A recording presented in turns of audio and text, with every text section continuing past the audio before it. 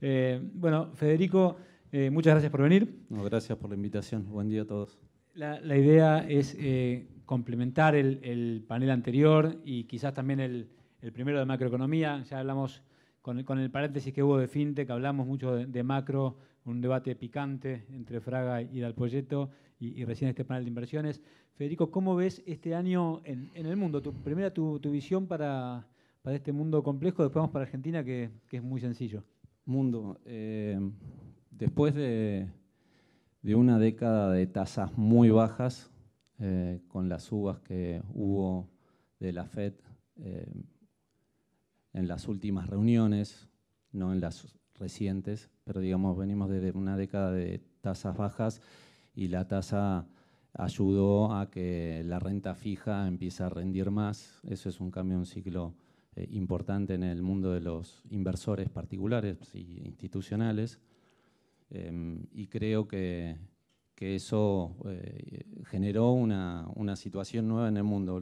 El dinero rinde libre de riesgo. Vos tenés hoy bonos de las mejores compañías del mundo que rendían 0 durante 10 años y hoy te están rindiendo casi 3,5 o 4% de las mejores compañías del mundo. Y eso hizo un cambio bastante importante en rebalanceo de precios de distintos activos en el mundo. Otra cosa, sí. La suba de la tasa americana implicó una revaluación importantísima del dólar en el mundo. Se depreciaron todas las monedas, producto de que, evidentemente, buen rendimiento en Estados Unidos, flujo de dinero de Estados Unidos. Se depreciaron las monedas en el mundo, se apreció Estados Unidos el dólar. Como decían recién, el impacto sobre todo en los emergentes, ¿no? ¿Y cómo ves uno de los temas principales de hoy que se hablaron y que tiene que ver con ver qué se hace en un año tan complicado como este en Argentina es esta dicotomía entre el crecimiento en un año electoral para el gobierno como ese desafío y por otro lado controlar la inflación y el dólar? ¿Cómo ves el panorama local? El panorama local, Argentina está en una situación muy vulnerable, eso es evidente, y eso es lo que también se predicea en los activos financieros y no financieros.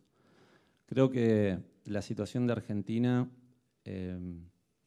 si bien es vulnerable, los activos financieros están sobre castigados, producto de que cuando asumió el gobierno se generaron enormes expectativas e inversores internacionales, institucionales, sobreinvirtieron muy fuerte en Argentina, muy fuerte, más del doble de lo que tendrían en su mandato.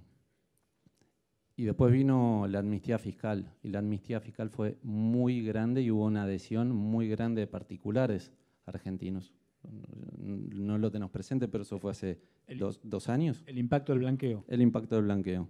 Entonces hubo una compra masiva de inversores institucionales internacionales en la Argentina en los primeros 15 meses de administración y la amnistía fiscal generó también enorme demanda de activos argentinos.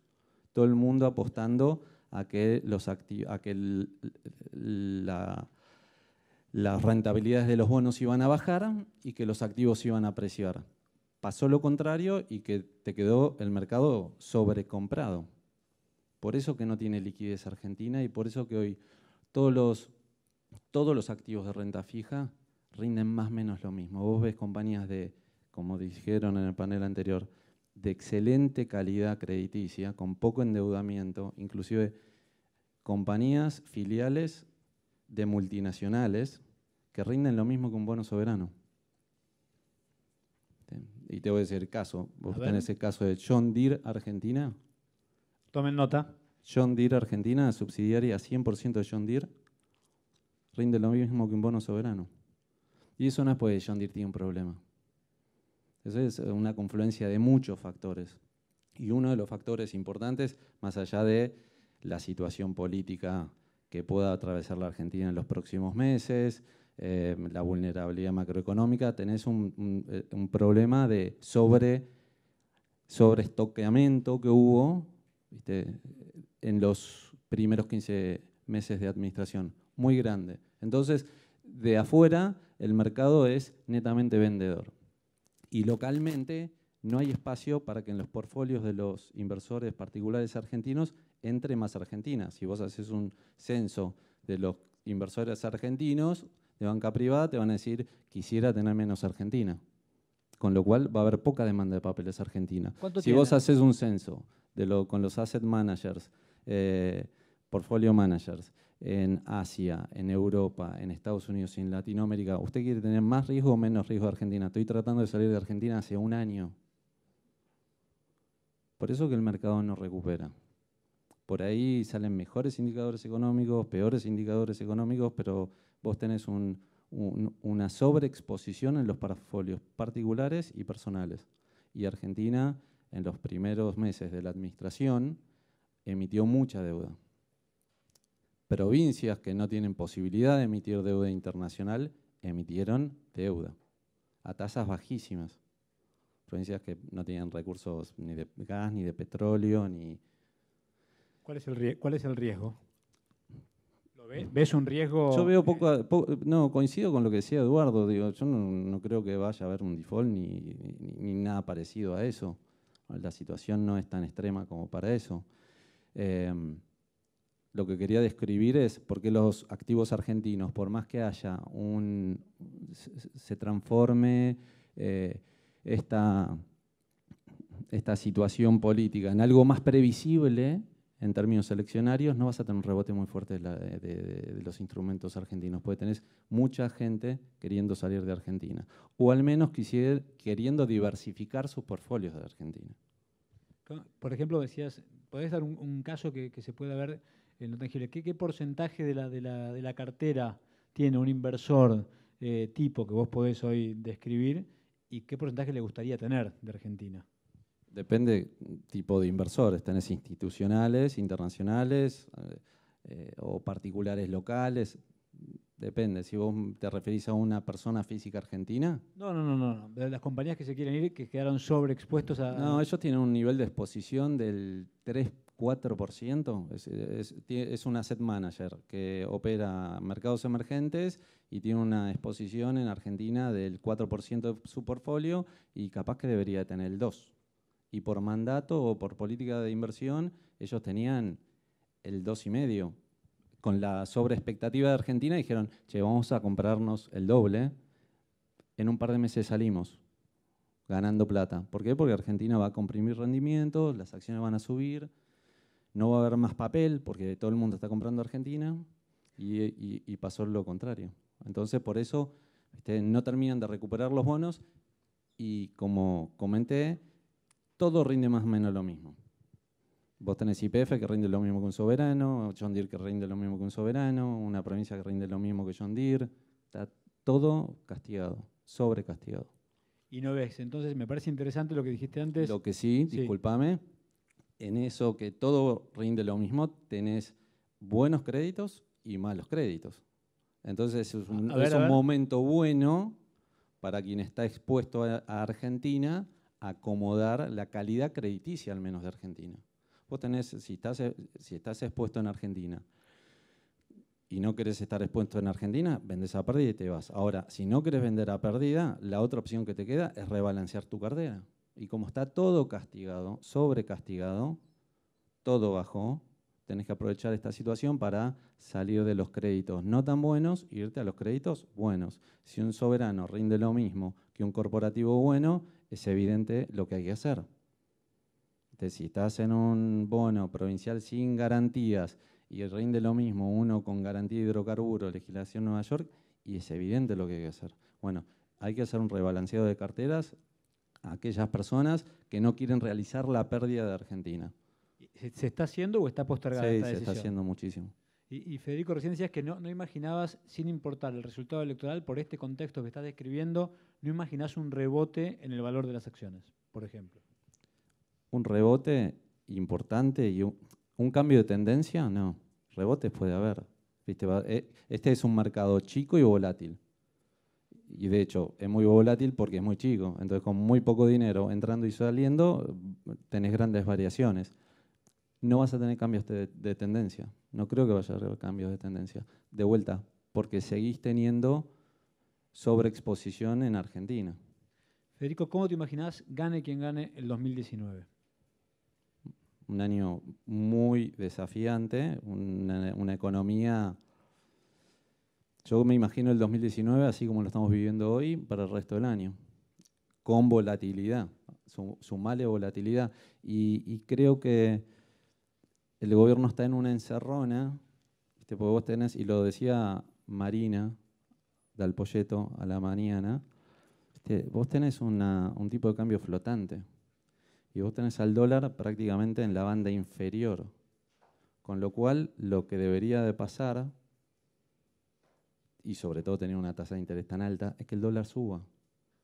Y que el dólar suba no debería ser una noticia tan tremendista. El tema es que estás antes de las elecciones y todos sabemos que cuando el dólar sube es algo bastante impopular, pone nervioso a todo el mundo, entonces estás en una situación que es de tensión entre lo que le sirve al gobierno para ganar las elecciones y lo que le sirve a la economía para que se reactive. ¿Y por qué en 2019 seguiría habiendo esta incertidumbre superado el escollo eleccionario?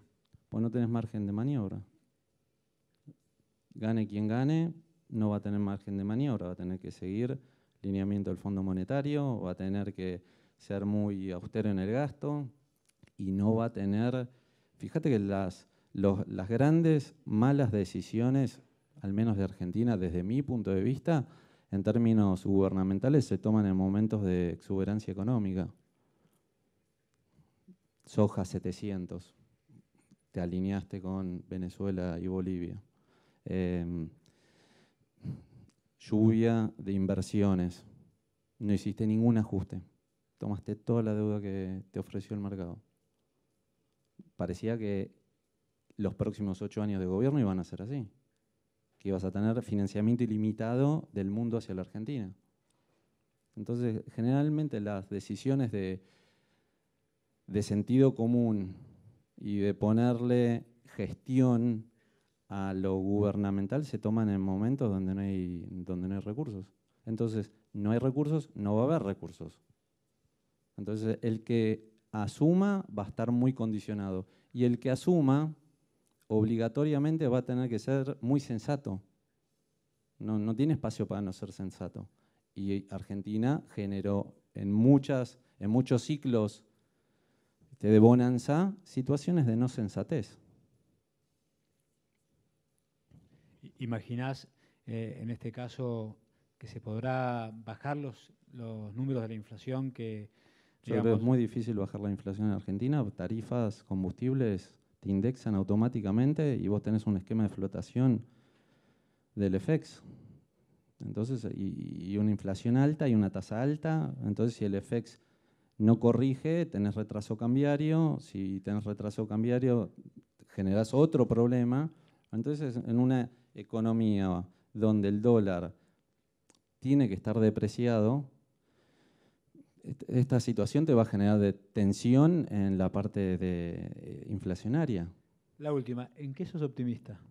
Es que soy optimista, porque yo creo que el que venga no tiene margen de maniobra. Digo, una cosa es ser optimista y otra cosa es no tener sentido común. Yo soy optimista, es más, yo creo que Argentina tiene más posibilidad de funcionar mejor de acá en adelante que si nos paramos hace un par de años para atrás, porque hoy se están tomando decisiones de fondo porque no hay espacio para no tomarlas. Entonces, vos sacas la foto de la macro argentina y hoy la macro argentina está mejor que hace 2 años. Las decisiones que se están tomando de fondo hoy son obligadas, porque si tuviesen espacio para diferir medidas impopulares, las diferirían. Y si tuviesen espacio para diferir medidas impopulares y financiarlas, las financiarían. El tema es que no hay financiamiento y no hay espacio para diferir las medidas impopulares. O lo haces o lo haces. Y el programa del fondo te obliga a hacerlo. O sea, el poco margen de maniobra es una virtud para un país poco acostumbrado a la sensatez. Sí, esa es mi opinión. Y Eduardo también mencionó un tema muy importante. Después de las elecciones, gane quien gane, tenés que salir de este círculo no virtuoso de meterle presión recaudatoria a muy pocas compañías. ¿Viste? El achicamiento del Estado no viene por echar gente, viene por que el sector privado pueda convocar trabajadores a sus compañías. Ahora, si las compañías la poca que ganan la devuelven en impuestos, no pueden tomar gente. Y vos necesitas que las compañías ganen plata. Para que ganen plata tenés que bajar los impuestos. Bajar los impuestos, automáticamente el sector privado te va a empezar a chupar gente del sector público. Vos hablas con un intendente o con un gobernador, el tipo no te dice, no, estoy feliz porque tomo gente. Te dice, si yo no la tomo, ¿quién le da de comer? En términos, digamos, de gobernanza en una provincia. Imagínate que estás gobernando Santa Fe. ¿Qué haces con Rosario? Cerraron no sé cuántas fábricas. ¿No le vas a dar de comer a la gente? La gente va a ir se las va a arreglar para comer igual. Entonces, un tema de sentido común. Vos tenés que hacer que el sector privado gane plata, que el sector privado sea competitivo, que el sector privado invierta para que pueda contratar gente. Si no, Argentina está en una encerrona donde vos hablás con los intendentes, hay intendentes e intendentes claramente, pero vos hablas a un tipo sensato y te dice, yo no puedo dejar que la gente esté en la calle. En la medida que pueda, hago de buffer, cuando la economía empieza a funcionar, no le subo el sueldo o los voy sacando. Pero el problema es que desde hace 5 años el Estado es buffer de la economía y del sector privado. Entonces cada vez tenés más gente aguantada en el sector público, o con planes o siendo empleada. Muchas gracias, Federico. No, Federico Tomasevich.